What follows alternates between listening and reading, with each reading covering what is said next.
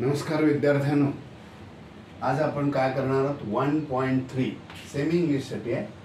Question number 3, solve the simultaneous equation by Cramer's rule. अरे हा Cramer's rule म्हणजे काय? एक शास्त्रज्ञ गणित तज्ञ आहे, त्याचं नाव क्रॅमर्स आहे. त्याने एक आपल्याला फॉर्म्युला दिला म्हणून त्याचंच त्या फॉर्म्युल्याला आपण नाव नाही दिलेलं आहे. त्यात काय विषय. पण क्रॅमर्स रूल बोलल्यावर आपल्याला लक्षात घ्या, डी ची व्हॅल्यू काढायची, dx ची व्हॅल्यू काढायची, dy ची व्हॅल्यू काढायची आणि x is equal to dx divided by d आणि y is equal to dy by d. एवढं हे क्रॅमर्स रूल साठी. आता डिटर्मिनंट आपण बघितलेलं आहे. 1.3 मधील आपण डिटर्मिनंट मध्ये पहिला क्वेश्चन केलेला आहे. तुम्हाला माहिती आहे डिटर्मिनंट मध्ये असे नंबर असतात 2, 3, 4, 5 आणि आपण काय करतोय, यांचे क्रॉस मल्टिप्लिकेशन करतोय. या क्रॉस मल्टिप्लिकेशनची इकडे सबट्रॅक्शन करतो, ती त्याची व्हॅल्यू येते. आता हे क्रॉस मल्टिप्लिकेशन करताना आपल्याला हे नंबर काढायचे. हे नंबर कुठून काढणार? ते या इक्वेशन मधून काढणार आणि या इक्वेशन मधून ते नंबर काढण्यासाठी एक शॉर्टकट देणार आहे मी. आणि त्यासाठी मी तुम्हाला असं लिहितो की इथे डी ला आपण म्हणायचं काय, पहिलं नंबर लक्षात ठेवा, 12, 32, 13. चला इंग्लिश मध्ये सांगतो 12, 32, 30. आता 12 नंबर नाही घ्यायचा आहे, डी ला म्हणायचं 12, dy ला म्हणायचं 32 आणि dy ला म्हणायचं 30. आता यासाठी आता पहिल्यांदा ठीक आहे, हा क्रॅमर्स रूल साठी आवश्यक असलेल्या गोष्टी आपण लक्षात. ठीक आहे, चला आपल्याला दिलेली जी उदाहरण आहे ती आपण काय करूया. अशी झोपलेली आहेत बघा, आडवी. उभे करा, चला जागे व्हा. चला मग म्हणतो 3x minus 4y is equal to 10. दुसरं इक्वेशन काय आहे बघा, 4x plus 3y is equal to 5. आपल्याला 1 आता काय करायचंय, या इक्वेशन मध्ये ह्या x यांचे कोएफिशिएंट आहेत ना, त्या कोएफिशिएंटचं आपल्याला काय करायचे, कॉलम करायचे. बघा हा कोएफिशिएंट, x चा कोएफिशिएंट 3 आहे, या सेकंड मध्ये x चा कोएफिशिएंट 4. याचा एक कॉलम तयार करूया. बघा असा कॉलम तयार केलाय बघा.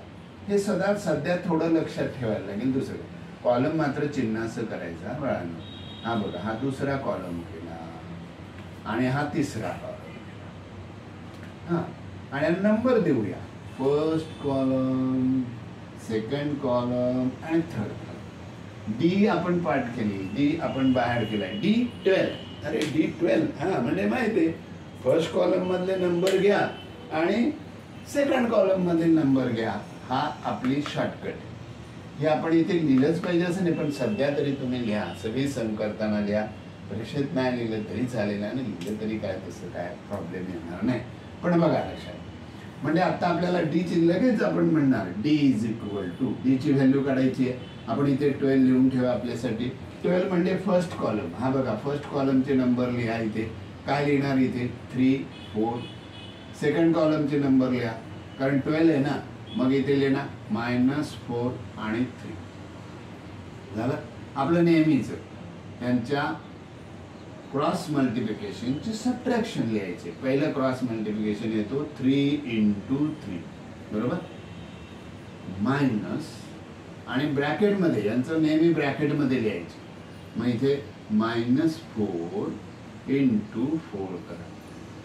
मग याची व्हॅल्यू काय येणार बघा, 3 3 जा 9, -4 × मायनस, कारण ब्रॅकेट आलं ना, into minus into minus plus 4 4 जा 16, 16 प्लस 9 इज इक्वल टू 25. आपल्याला डी मिळाला 25. फर्स्ट इक्वेशन मिळालं. सेम आता बघा dy ला आपण 32 घेतलाय. 32 म्हणजे थर्ड कॉलम आणि 2 कॉलमचे नंबर लिहायचे, पण पहिला 3 आहे म्हणून थर्ड कॉलम लिहायचं. मग आपण इथे लिहूया dy, dx dx ला आपण काय लिहिले बरं 32. चला म्हणजे थर्ड कॉलम कडे या बरं. हे बघा बोट ठेवा, बोला बरं 10 5 आणि 32 म्हणजे हा 2 कॉलम -4 आणि 3. चला या डिटर्मिनंटची व्हॅल्यू काढूया. माहिती आहे क्रॉस मल्टिप्लिकेशनचं सबट्रॅक्शन 10 into 3. हे multiplication 10 into 3 minus in bracket -4 into 5 बघून लिहायचं. ठीक आहे. मग काय ना 10 2 13 झाले. मायनस इंटू मायनस प्लस झाला. 4 into 5 20 झाले. मग dy काय आला, dx काय आला तर 30 प्लस 50 dx आला. अरे वा, व्हेरी गुड. सेकंड. चला थर्ड काढायचंय. dy काय पाहिजे 13. घेऊया इकडे. dy is equal to 13. 13 म्हणजे फर्स्ट कॉलम 3 4 बरोबर. आणि 13 आता थर्ड कॉलमचं येणार 10 5. चला मल्टिप्लिकेशन आपल्याला माहिती कसं करायचं आहे ते आणि सबट्रॅक्शन इकडे लिहू का. ठीक आहे, मी या बाजूला is equal to 3 into 5 3 into 5 minus in bracket 10 into 4.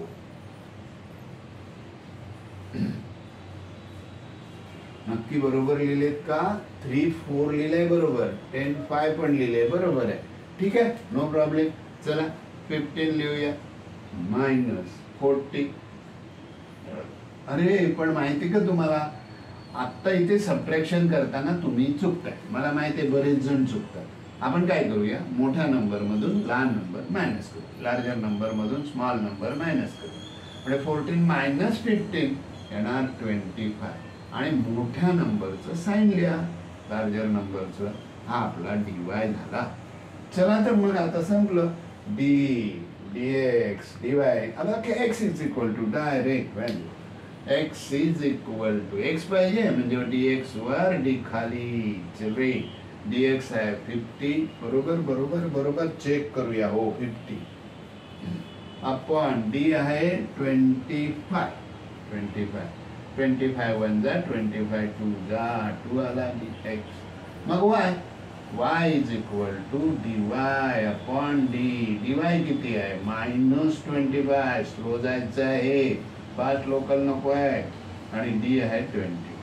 पटकन 25 1 जा 25 1 लिहाल पण मायनस साइन विसराल. पहिलं लगेच बघा, अरे मायनस आहे ना इथे, मायनस लिहायला पाहिजे. आणि मग आन्सर लिहा. काय येणार बरं आन्सर xy. काय येणार बरं x2 है ना. आणि 1 - 1 झाले, संपलं.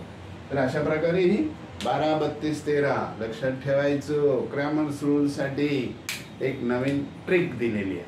चला जास्त वेळ नकोय, आपण पुढचे सांगू. 1.3 मधील मी तुम्हाला 6 क्वेश्चन आहेत. त्या 6 थर्ड क्वेश्चन मध्ये 6 क्वेश्चन आहेत, त्यामध्ये 3 देणार आहे. हा फर्स्ट दिला, सेकंड देईल आणि 6 देईल. उरलेले तुम्ही आरामात करा. आणि चला बाय. आवडलं की नाही ते कळवायला विसरू नका प्लीज प्लीज प्लीज. चला बाय.